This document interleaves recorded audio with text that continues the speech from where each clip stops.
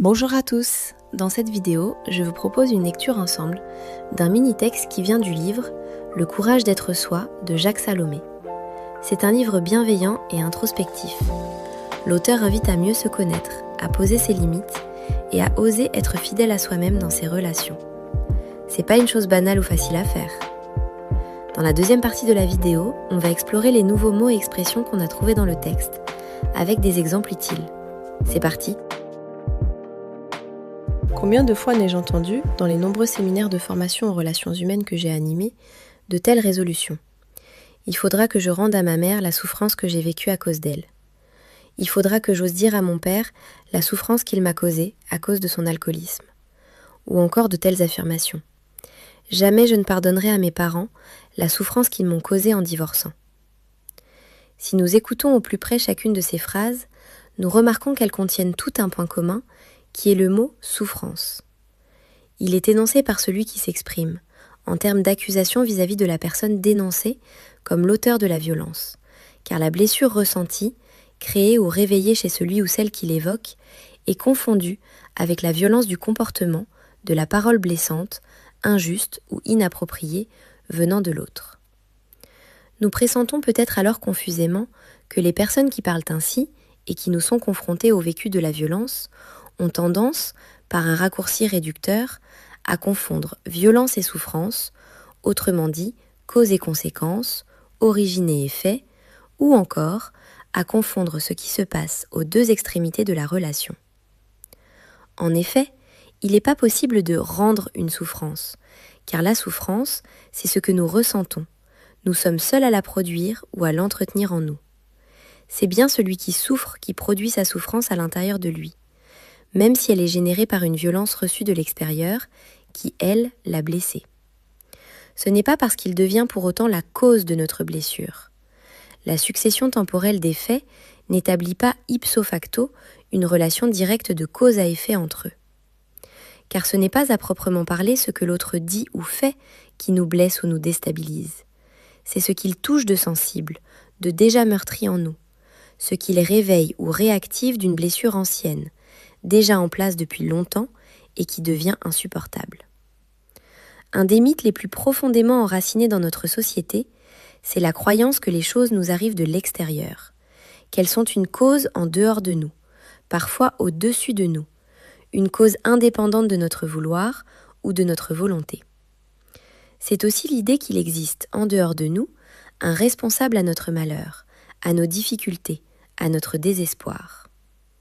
Notre culture, de type essentiellement messianique, nous laisse croire aussi, et nous sommes prompts à nous laisser entretenir dans cette mythologie, que quelqu'un, Dieu pour certains, quelque chose, le hasard pour d'autres, un enchaînement irrémédiable, la destinée, la fatalité ou les sorts pour d'autres encore, veille ou pèse sur nous, ou alors qu'il est bien intentionné à notre égard.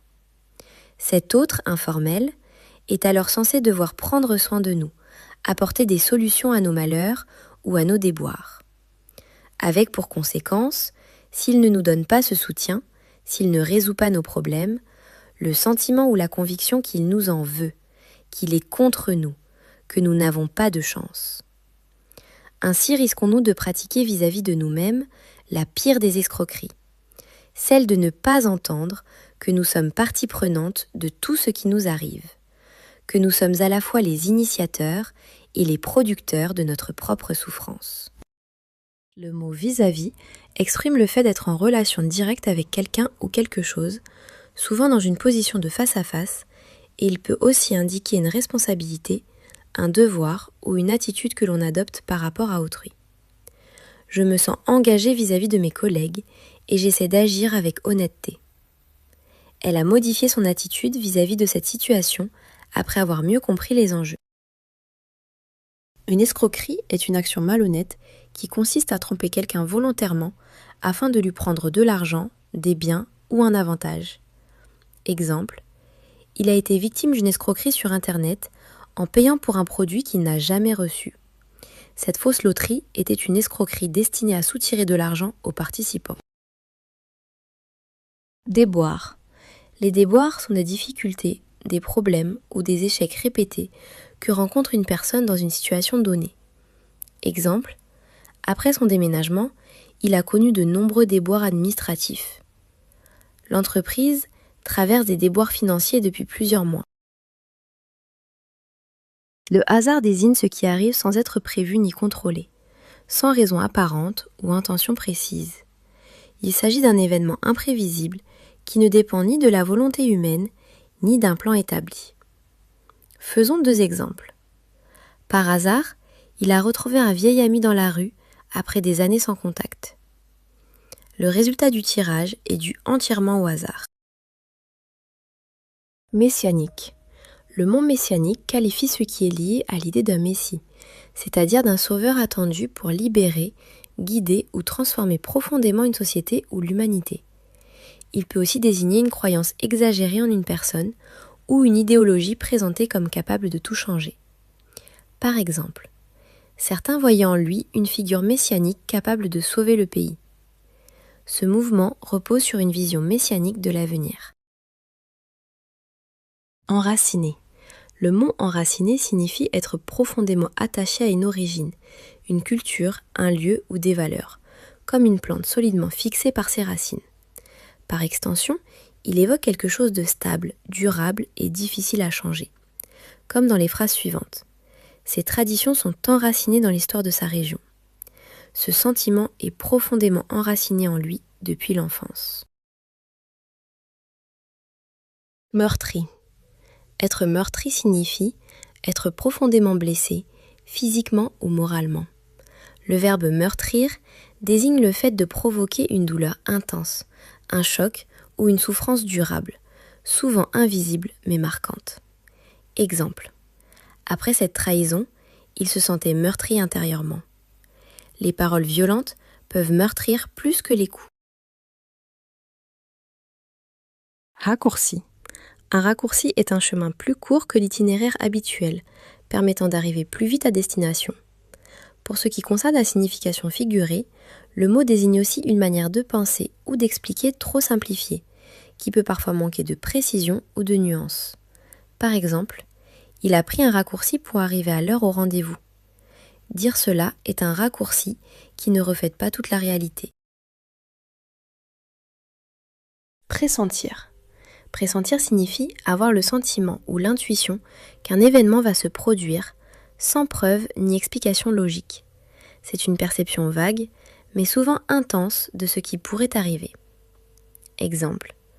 Elle pressentait que quelque chose d'important allait se produire ce jour-là. Il a pressenti un danger avant même de le voir. Blessure.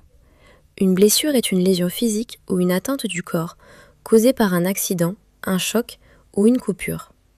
Par extension, le mot désigne aussi une douleur morale ou émotionnelle provoquée par un événement ou des paroles. Par exemple, il a une blessure au bras après sa chute à vélo. Cette critique l'a profondément blessé. Résolution. Le mot résolution désigne la décision ferme de faire quelque chose ou de résoudre un problème. Il peut aussi se référer à la manière dont on apporte une solution à une difficulté ou à un conflit, ou encore à la clarté et précision d'une image ou d'un affichage. Exemple. Elle a pris la résolution de se lever plus tôt chaque matin. La résolution du conflit a demandé plusieurs semaines de négociations.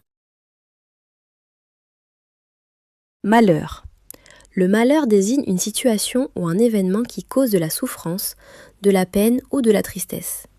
Il peut être lié à un accident, une perte, une injustice ou toute circonstance défavorable. Exemple, la famille a été frappée par un grand malheur avec la perte de leur maison. Son malheur l'a rendu plus réfléchi et prudent dans ses choix.